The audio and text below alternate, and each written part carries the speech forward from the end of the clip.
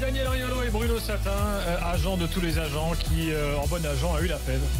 Voilà, l'oseille c'est toujours pour les mêmes. Et il a la couronne, elle est magnifique sur BFM Sport.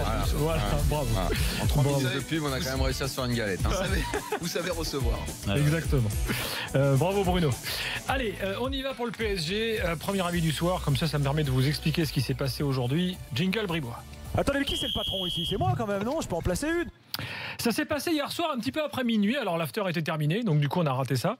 Thiago Silva est venu parler aux journalistes présents à Amiens. Alors quand Thiago Silva se déplace pour aller voir les journalistes, c'est qu'il a en général un petit message à faire passer. Donc il a fait passer son message. On va peut-être pouvoir l'écouter d'ailleurs Thiago Silva dans quelques instants. En tous les cas, le message était assez clair. Il a fait comprendre qu'il était contrarié par Cavani. Et en fait, que se passe-t-il? Les Sud-Américains sont tous allés voir les dirigeants avant les vacances en essayant de gratter collectivement quelques heures de vacances en plus. Ce qu'ils ont réussi à obtenir. D'où la reprise assez tardive du Paris Saint-Germain. Or, Cavani, qui était d'accord avec ce deal, puisqu'il était là quand ça s'est discuté, il a un peu cassé le truc, puisqu'il est revenu en retard. Donc les autres ont dit, attends, l'année prochaine, quand on va retourner négocier, ils vont nous dire quoi? Tu respectes pas le truc. Donc, en gros, ça nous met un petit peu tous dans la merde. Donc voilà, en gros, ce que reproche Thiago Silva à Cavani, qui par ailleurs a dédouané Pastore en disant, Pastore, de toute façon, lui, il veut partir, donc c'est pas le même cas. Pastore qui aujourd'hui a répondu et qui a dit, il a donné une interview et il dit, je n'ai jamais parlé avec Thiago Silva ni de mon problème ni de mon futur. J'ai mis la pression à personne, c'est pas mon style. Et il dit par ailleurs, moi je veux rester et je veux même terminer ma carrière au PSG. Dit aujourd'hui Pastore. Alors le problème de Pastore, il l'a expliqué. Il dit voilà, mon épouse enceinte de 8 mois s'est trouvée mal avant de rejoindre Paris. Le médecin a préconisé d'attendre avant de prendre l'avion. C'est pour ça qu'il y a eu du retard. C'est ce qui explique Pastore. Voilà donc l'ensemble des faits. Alors, moi, mon avis là-dessus, je ne pense pas que ce soit complètement anodin tout de même. Alors, on peut le considérer comme une péripétie du moment. Mais bon, il y a eu quand même différentes anicroches entre les deux groupes, là, d'un côté les Brésiliens et les autres Sud-Américains depuis le début de la saison. C'est une nouvelle anicroche. J'espère que ça ne donnera rien sportivement et que ça n'aura pas de conséquences. Mais je ne pense pas que ce soit non plus totalement anodin dans la vie du Paris Saint-Germain. Notamment le fait que Thiago Silva vienne publiquement s'exprimer, parce qu'il aurait très bien pu ne rien dire et régler ça en interne. Ce qu'il aurait dû faire. Tu penses qu'il aurait dû se taire? En fait, se taire, mais régler en interne. Et oui, parce que le problème, c'est toujours pareil. On va dire, c'est le capitaine, il a le droit, il a ceci, il a cela. Déjà, si en plus de ça, il raconte quelques conneries par rapport à ce que Pastore dément, c'est dérangeant. C'est dérangeant déjà parce qu'il a cité personnellement Cavani et Pastore.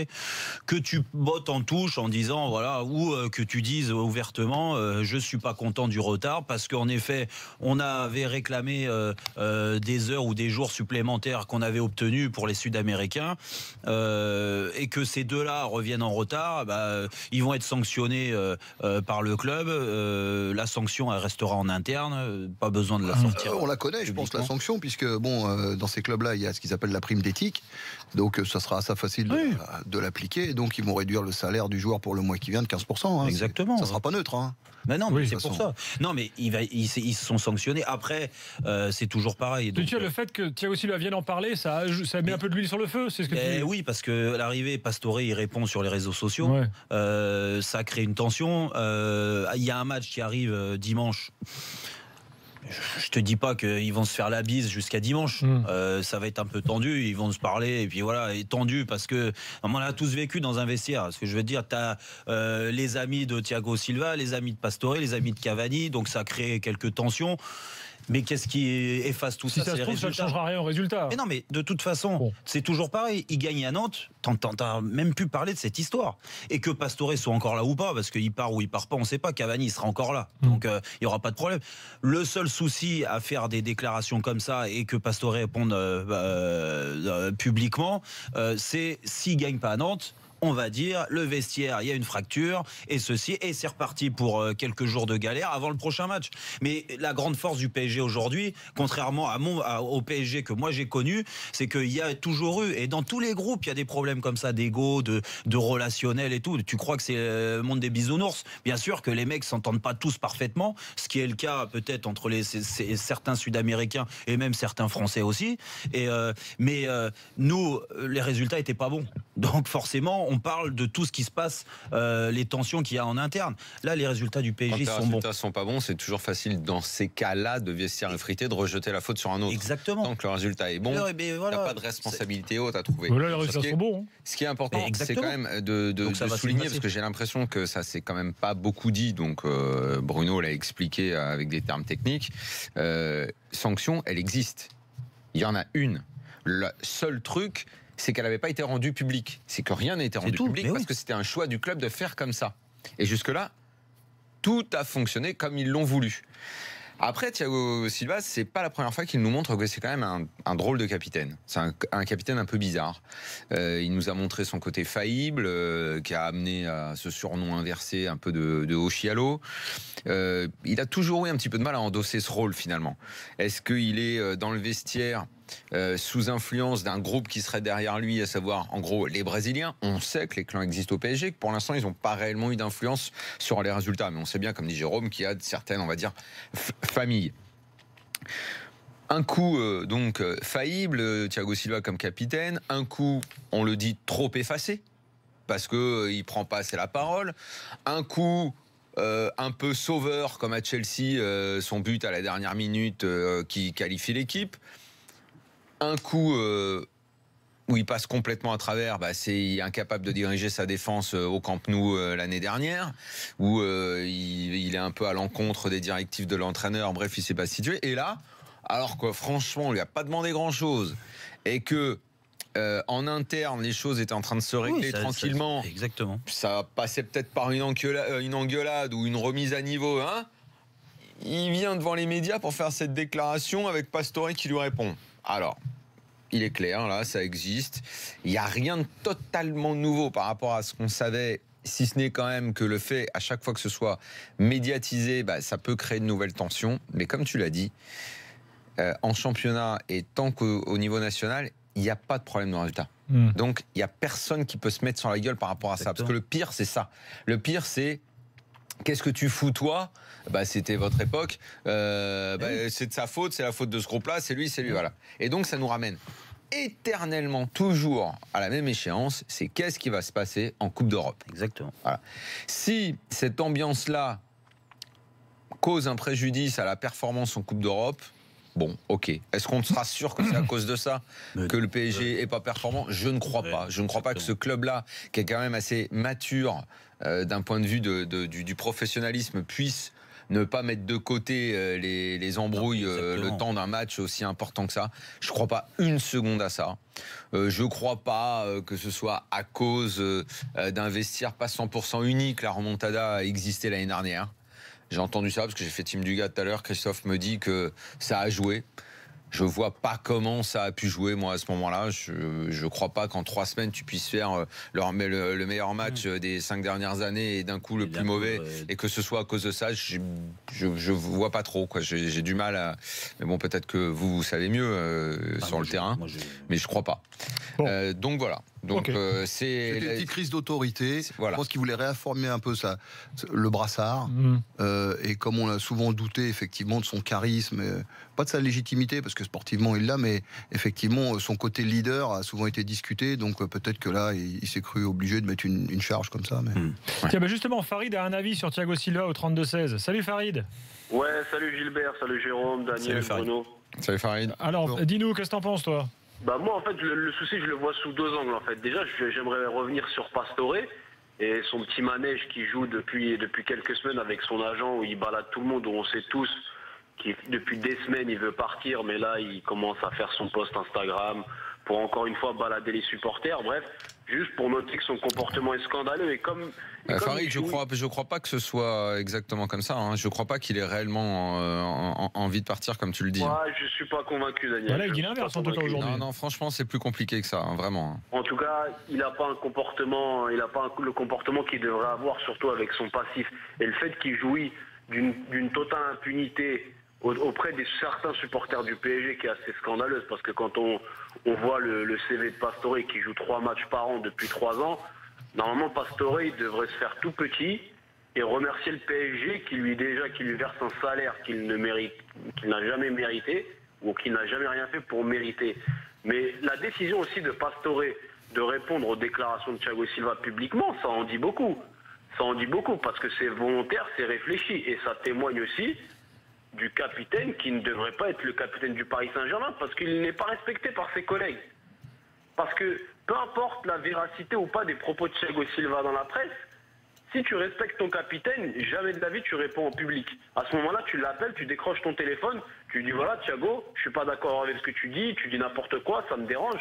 Mais le fait que Pastore, qui n'est pas réputé pour avoir un comportement à la Ibra ou quelqu'un de fantasque ou qui se balade sur les réseaux sociaux à grande déclaration, il décide de le faire publiquement parce qu'il se dit c'est qui Thiago Silva pour parler de ma situation personnelle. Il ne le respecte pas en tant que capitaine. Et c'est pas d'aujourd'hui. Mais tu mettrais qui capitaine toi alors ?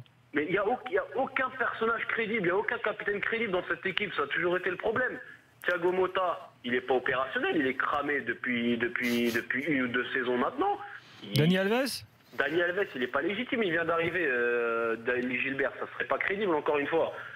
Dans cette équipe-là, il n'y a jamais eu, et de toute façon, on l'a vu sur les grosses échéances du PSG, l'équipe, à chaque fois qu'il y a eu des moments clés, elle s'est écroulée.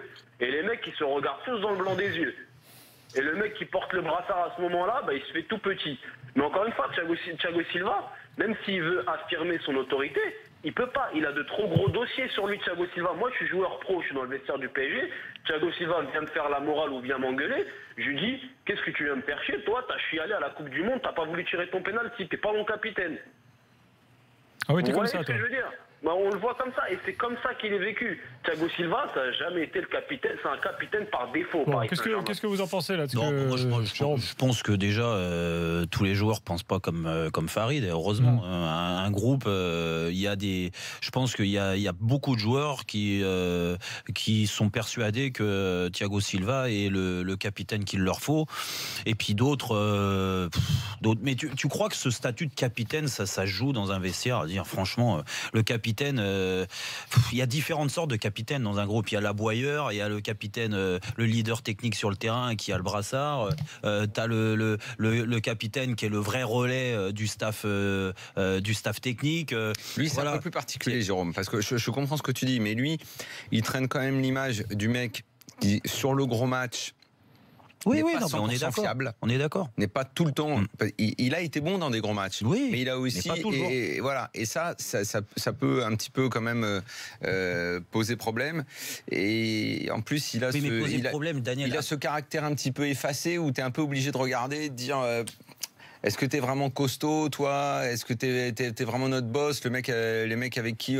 Tu sais, parfois, le capitaine, c'est pas forcément le meilleur de l'équipe. Mais le gars, c'est le plus vaillant. C'est le plus... Tu sais qu'il sera la base quoi, du sport de haut niveau. Tu sais, le mec, il lâchera rien. Il va être vaillant. Lui, il affiche souvent des faiblesses un peu mentales, de caractère comme ça. Et puis il aime bien être un petit peu seul. Pendant longtemps, il avait un petit peu son préparateur qui lui faisait ses massages à lui. Et puis j'ai une demi-blessure immédiatement, je joue pas.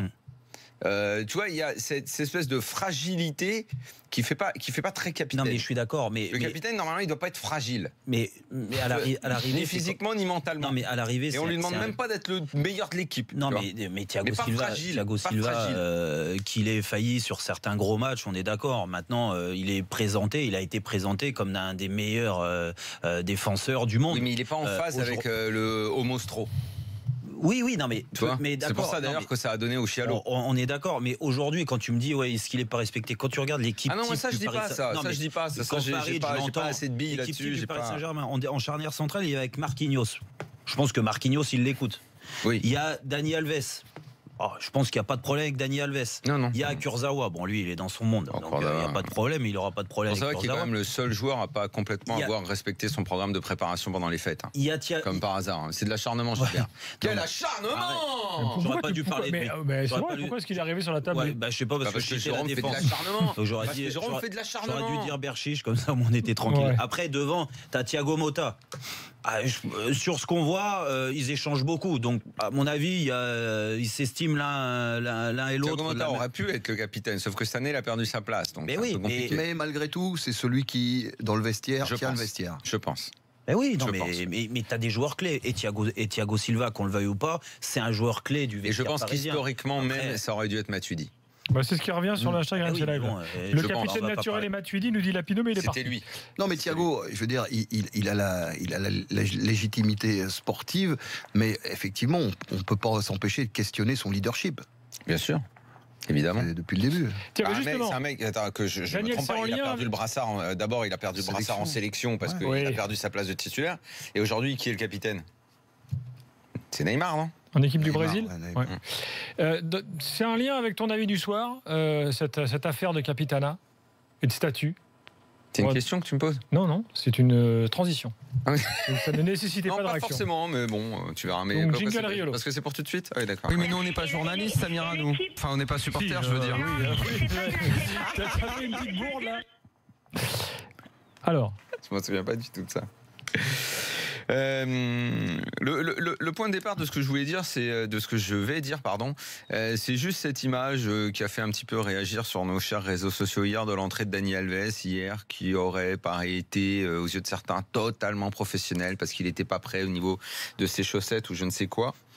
Et qu'immédiatement on a voulu, dans des phrases hasardeuses, comparer à Aurier, qu'à lui, évidemment, on n'aurait pas laissé passer une telle chose.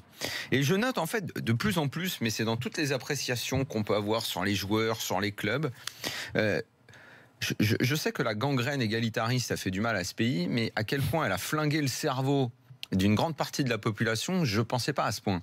Avec toujours en argument fatal, vous faites 2 poids 2 mesures. Alors d'abord, 2 poids 2 mesures, littéralement, l'expression, c'est qu'effectivement tu as 2 poids différents, donc 2 mesures différentes. Et 2 poids 2 mesures, ça semble être la faute absolument suprême de notre pays, à peu près dans tous les domaines. Mais évidemment qu'il y a 2 poids 2 mesures. En tout, il y a 2 poids 2 mesures. Dans tout le jugement que tu peux avoir sur des gens, des joueurs, des clubs, évidemment qu'ils ne vont pas, tu vas pas avoir des jugements équivalents, mais c'est la même chose quand tu vas devant la justice. Si tu te fais choper après avoir volé une pomme, on va regarder ton casier, on va regarder si tu as une récidive. Évidemment qu'on te jugera pas toi comme moi. Bah tiens, on va prendre un cas, la conduite au volant. On ne te jugera pas pareil, puisque toi, tu as déjà eu des excès de vitesse et pas moi. Connard. Il y aura 2 poids 2 mesures. On ne sera pas jugé de la même façon. Ouais. Il y aura 2 poids 2 mesures. Hein? Pourtant, je suis un pilote. Moi, on m'a jamais retiré ma Porsche. C'est d'abord ce qui s'appelle devant la justice circonstances aggravantes, atténuantes, machin. Évidemment qu'il arrive qu'on soit peut-être plus sévère avec certains coachs qu'avec d'autres, avec certains coachs qui ont un palmarès hors norme, bah oui, de forcément avoir la critique un peu plus légère, forcément. Mais moi, ça me paraît absolument normal. Et oui, j'assume, et j'assume en plus qu'on soit absolument pas d'accord avec ça, ce que je ne comprends pas tant ça me paraît absolument évident. Et que hier, certains aient voulu mettre dans la même phrase Daniel Alves et Serge Aurier.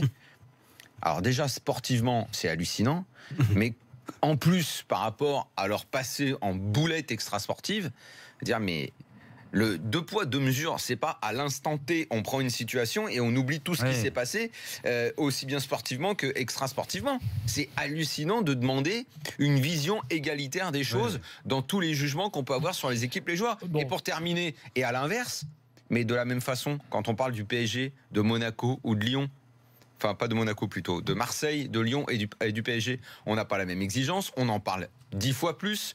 On va faire des débats sur une éventuelle crise alors que d'autres clubs, on va les laisser tranquilles pendant ce temps-là. C'est normal. Pas la même exigence, pas regardé par autant de gens. Mais qui peut croire réellement surtout qu'on nous ramène pas ça à objectivité, subjectivité, parce que alors ça n'a mais rien à voir. Et évidemment que réagir à cette théorie sur l'égalitarisme de Daniel. Écoute, moi ça a toujours existé, ça existera toujours, mais que ça soit dans le foot ou dans la vie, c'est pareil. On croit à cette gangrène égalitariste. J'ai Guardolismo qui nous signale que le capitaine du Brésil ces temps-ci c'est Casemiro. C'est pas Neymar, c'est lui qui avait le brassard. Neymar, il l'avait à la Coupe du Monde. Voilà, il a été un peu changeant le brassard au Brésil. Bon. Non, il l'avait à la Coupe du Monde et depuis que le sélectionneur Tite est arrivé, il lui a retiré. Ça l'a un petit peu plus libéré, je trouve, Neymar. Dans quelques instants. Miranda aussi l'a eu. Miranda, dire qu'il a joué à Sochaux, lui. C'est l'intrus. C'est vrai. À un moment, il avait des supérettes, non aussi. Tu vois pas les supérettes Miranda? Non, c'est dans le 94, ça. Il y avait plein de supérettes, des petites épiceries. Ouais. Vous vous souvenez pas de ça? Bon, ok. Très bien. Il y avait Spar aussi, mais il joue pas au Brésil. Non. Dans quelques instants, l'OM, puisque Rudy Garcia était tout à l'heure dans Team Duga, il dit pas mal de trucs, notamment concernant Mitroglou. On va en débattre dans quelques secondes. Et puis encore d'autres infos mercato, grâce à Bruno Satin, qui est là, parce que comme c'est un peu la BCE des agents, c'est lui qui fait le marché. Hein. Donc on profite de ta présence, Bruno. Il y a des gens qui vont prendre au sérieux. À tout de suite dans l'after.